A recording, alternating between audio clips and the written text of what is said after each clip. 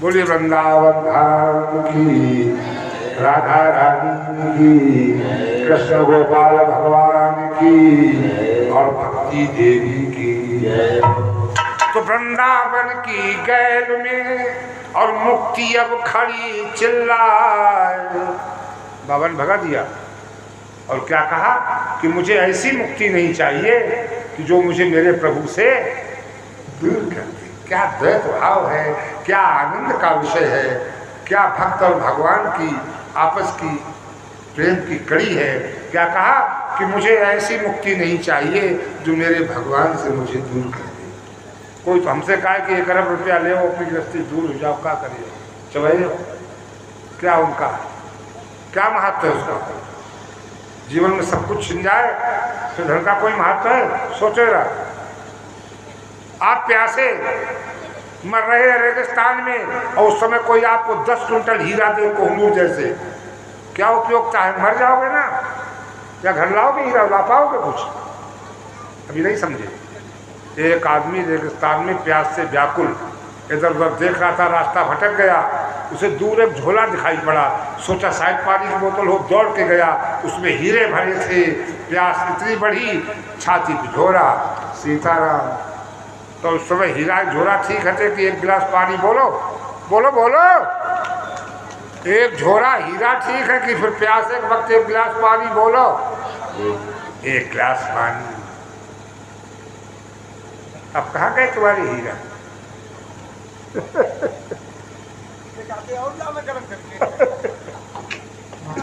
श्री हरि शरण।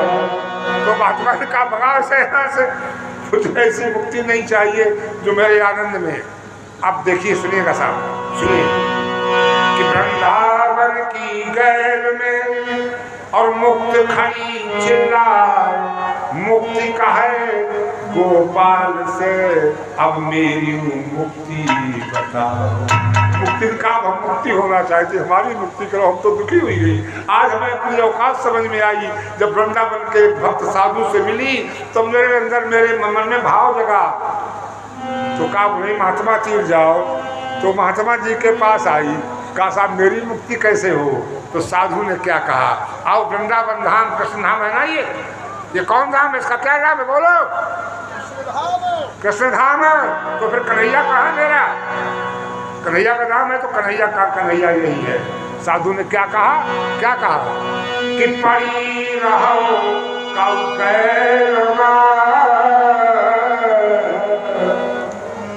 कोई साधु संत चल जाए, उड़ उड़ रज माथे लगे, सुमुक्ति मुक्त हो जाए।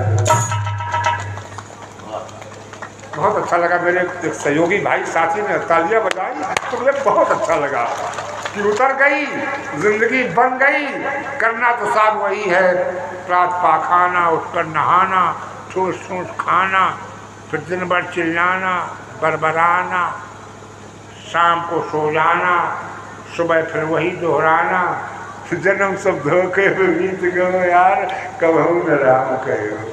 5 वर्ष की अब जी, अब तो 20 भयो, मकर कचीसी माया कारण देश विदेश गयो। तुझे कहूँ ये संसार धोखे की टटिया साहब, ये झूठो खेल रचो। कात कबीर सुनो मेरे साधु, अरे तू क्यों भूल गयो, जन्म तेरे धोखे में बीत गए। इसका मतलब हम मूर्ख हैं, हम धोखे में तो मूर्ख हैं। नहीं नहीं, हम धोखे में नहीं रहेंगे, अब हम सावधान रहेंगे। हम किसी को बाबा बनाने नहीं आए। बाबा जी तो हमारे तपसी जी काफी है, मालिक जी काफी है, व्यवस्था काफी है, आप तो राजा बनो। लेकिन धोखे से अलग हट करके कभी कभी 2 मिनट सोचना जरूर कि चाबी हम कौन गुस्से रहा है। अब लड़ाई वाली कथा पढ़नी शुरू कर रही है, चाबी की लड़ाई है सब। अगर समय आ जाए और चौथों पर आ जाए तो आओ रामचरितमानस की एक दुल्हन सुनाए आपको। क्या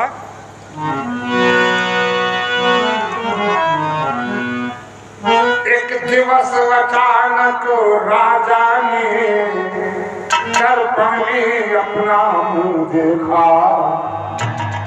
क्या एक दिवस अचानक राजा ने दर्पण में अपना मुंह देखा और देखे कुछ बाल सफेद हुए, चौथे पन को सन्मुख देखा।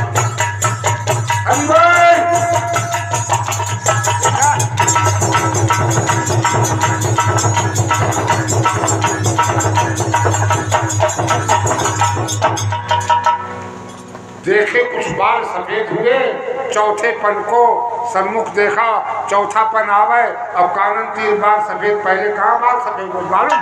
कहाँ हो? कहाँ हो? यहाँ कानन तीर।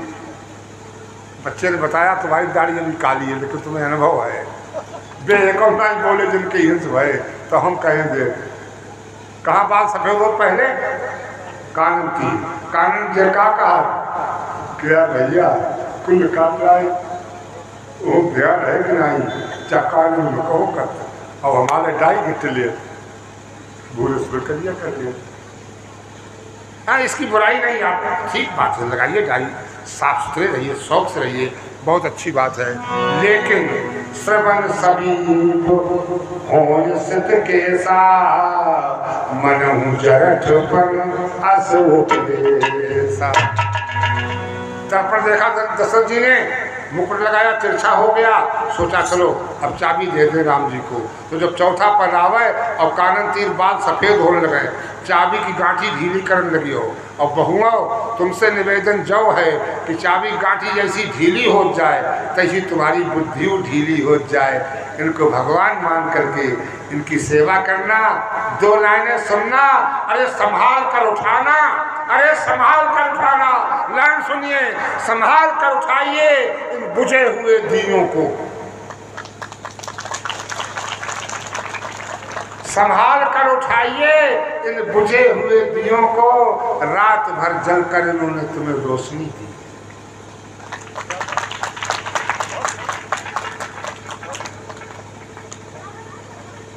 जय हो। हमारी बात आप तक उतरी, मेरी यही दक्षिणा है।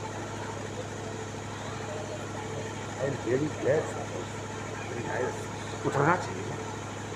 संभाल कर उठाइए, ये बुझे हुए बुजुर्ग दीपक है, इन्होंने जिंदगी जलाई है तुम्हारे लिए। संभाल कर उठाइए इन बुझे हुए दियों को, इन्होंने तमाम उम्र जलकर तुम्हें रोशनी दी है। आज तुम्हें इस पद ओहदे पर बैठाया हुआ है, तुम्हारा तो कुछ नहीं, इन्होंने तो फकीरी में जिंदगी काट के लिए तुम्हारे सब कुछ किया है। आज तुम्हारे पास सब कुछ है, उसका कोई एक अंश अपने वृद्ध माता पिता परिवार को लगा दोगे तो मेरी वाणी सार्थक हो जाएगी, तुम्हारा जीवन धन्य हो जाएगा, तुम्हारा पुण्य हो जाएगा और उनका बेड़ा पार हो जाएगा। प्रार्थना।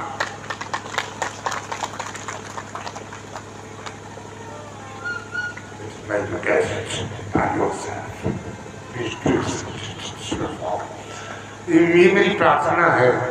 मैं तो चूक गया, कभी कभी रोता हूँ कि जो मुझे सुविधा अपने माता पिता जी के लिए करनी चाहिए थी मैंने उतनी नहीं कर पाई, मुझे इसका खेद है।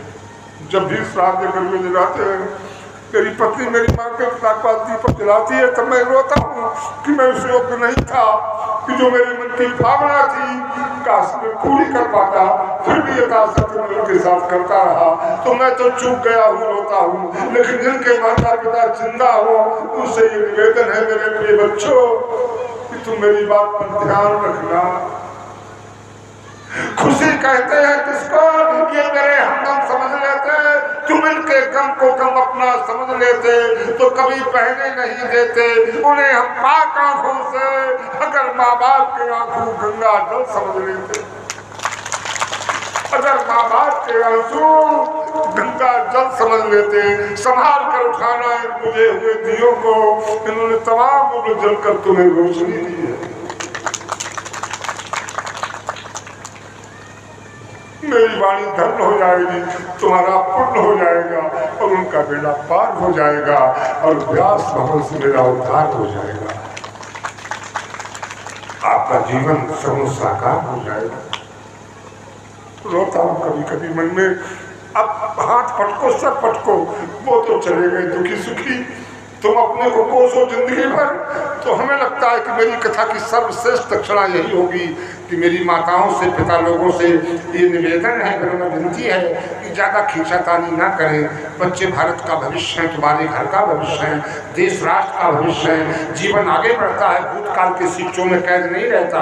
बच्चे हमारे हमसे होशियार हैं, ऐसा मान करके उन्हें आगे बढ़ने दें। और बच्चों से निवेदन ये है कि मेरे माता पिता मेरे भगवान हैं, प्राणदाता हैं, जीवन दाता है, मेरे अन्नदाता हैं, मेरे भाग्य विधाता हैं। उंगली पकड़ करके इन्होंने चलाना सिखाया है। गीत सुना होगा आपने, आजा उंगली पकड़ कर तेरी, तुझे मैं चलना सिखलाऊं। क्या कहता है, क्या कहती माँ कि आजा उंगली पकड़ कर तेरी, तुझ में चलना सिखलाऊं। कल हाथ पकड़ना मेरा, जब मैं बूढ़ा हो जाऊं, जब मैं बूढ़ा हो।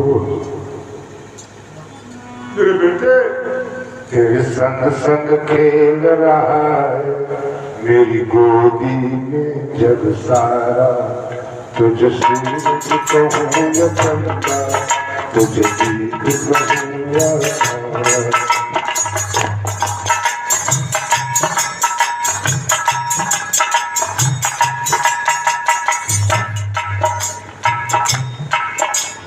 सूरज कहूँ या चंदा, तुझे दीप कहूँ या तारा।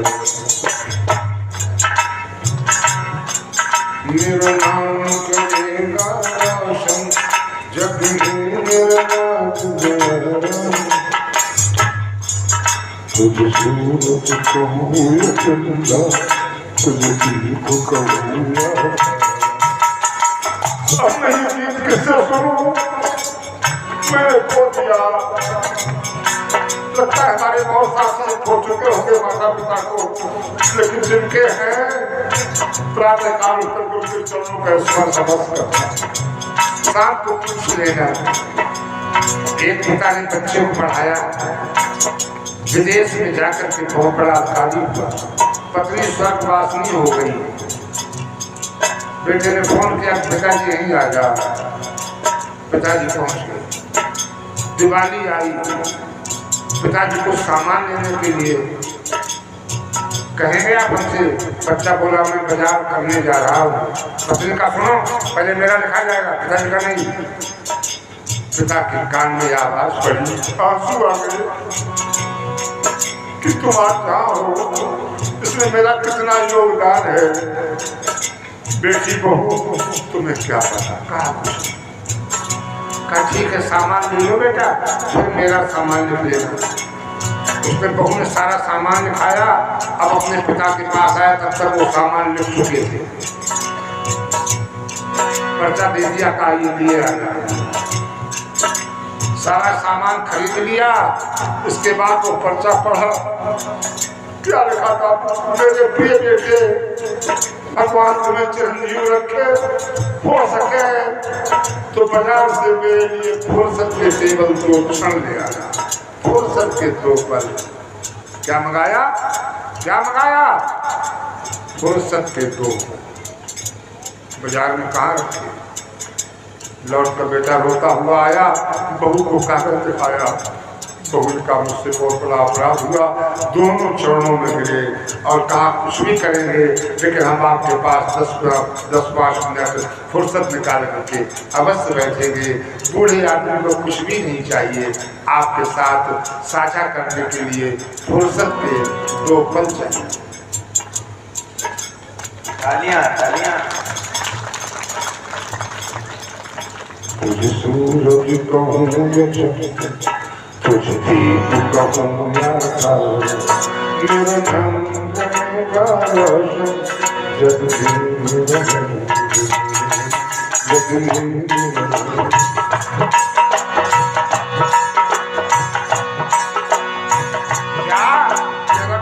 खाली खाली छाई थी अजबोदारी। बसी तेरे आते ही खुशियों से भर गया दिल मेरा सारा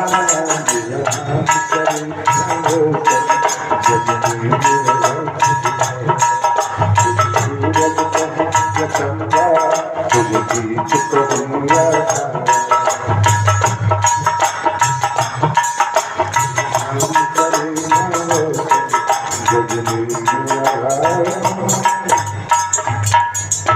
निवेदन, विनम्र विनती, प्रार्थना, याचना और उस गौछा के पल्लू को फैला करके भीख मांग रहा हूँ कि बच्चों, जहाँ तक हो सके वृद्धावस्था में बुद्धि तेज नहीं रहती, यदि उनसे कुछ अपराध बने तो बच्चे जैसे हो जाते हैं।